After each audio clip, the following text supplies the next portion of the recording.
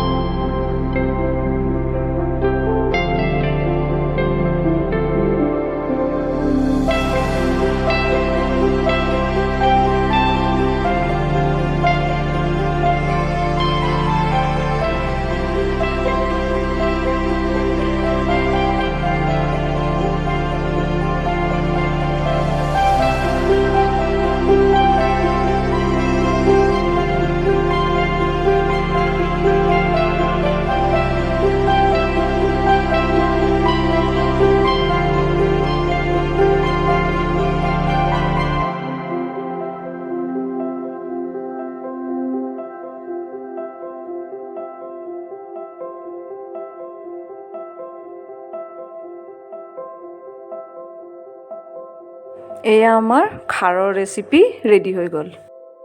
যদি আমাৰ ভিডিঅ'টো চাই আপোনালোকৰ ভাল লাগিছে তেন্তে লাইক, শ্বেয়াৰ আৰু ছাবস্ক্ৰাইব কৰি দিব। লগতে বেল আইকনটো প্ৰেছ কৰি দিবলৈ নাপাহৰিব। ধন্যবাদ।